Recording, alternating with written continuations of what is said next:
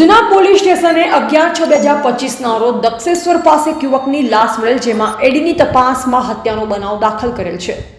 બે આરોપી અટકાયતમાં લીધેલ છે। મરણ જનાર તથા શાહિદને આરોપીએ કેફી પીણું પીડાવી મોબાઈલ ફોન લઈ લીધેલ। આરોપીની વિગત: પૂર્ણચંદ્ર સાહુ અગાઉ ભેસ્તાન અને પાંડેસરામાં 5 ગુનામાં પકડાયેલ છે, તેમજ બુલ્લુ સ્વાઈ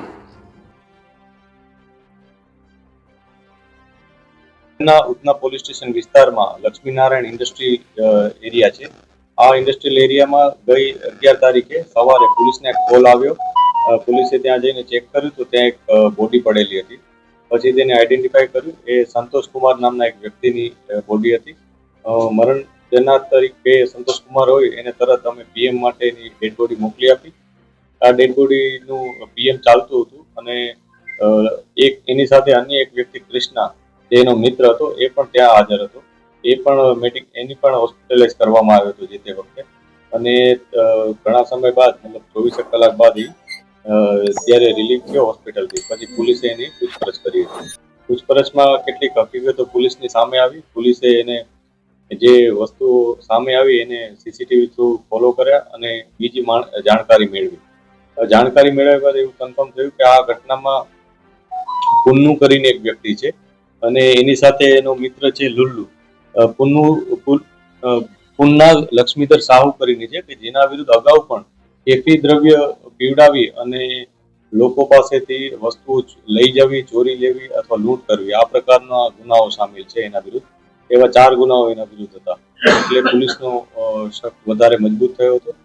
ત્યારબાદ હજી બોડીનું કોઈ રિપોર્ટ આવ્યો ન હતો પીએમનો, અને પીએમનો રિપોર્ટ આવ્યો ત્યારે એમાં હેડ ઇન્જરી અને એને કારણે હેમરેજ થયું હોવાથી અને શોક એને કારણે જે વ્યક્તિ છે સંતોષ કુમાર, એનું મૃત્યુ થયા હોવાનું માલુમ પડ્યું હતું। એ બાબતને લઈ પોલીસે મર્ડરનો ગુનો દાખલ કરી અને આગળની તપાસ હાથ ધરી હતી। અને આ બંને આરોપીઓ પુન્ના લક્ષ્મીધર સાહુ અને લુલ્લુ મંગળ સ્વાઈ, જે બંને ઓરિસ્સાના જ છે, બંનેની પોલીસે ધરપકડ કરી છે। આ બંને વ્યક્તિઓ જે આ મરણ જનાર અને એનો મિત્ર કૃષ્ણા, એ લોકોને નાસ્તો કરવાના બહાને ત્યાં લઈ આવ્યા હતા। અને નાસ્તો કરવાના બહાને પેલા નાસ્તો કરાવ્યો, પછી કોલ્ડ ડ્રિંકમાં કંઈક ઘેનની ગોળીઓ અથવા એ પ્રકારનું કંઈક લિક્વિડ પીવડાવી અને એમને એકદમ બેભાન અવસ્થામાં કરી દીધા હતા, જેની ખૂબ જ ઊંડી અસર જે કૃષ્ણા હતો એને થઈ હતી। એટલે કૃષ્ણા એકદમ બેભાન થઈ ગયો હતો। ત્યારે એના પાસેથી મોબાઈલ છીનવાની જ્યારે કોશિશ કરવામાં આવી સંતોષ કુમાર દ્વારા, તો સંતોષ કુમારને આ બંને વ્યક્તિઓ પુન્ના અને લુલ્લુએ ભેગા થઈ અને ખૂબ માર માર્યો। એનું જે માથું હતું એ ત્યાં જમીનમાં પછાડી અને એનું મૃત્યુ નિપજાયું હોવાનું પોલીસને જાણવા મળ્યું છે।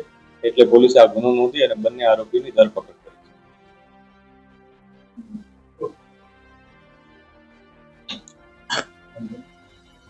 છે। હિન્દી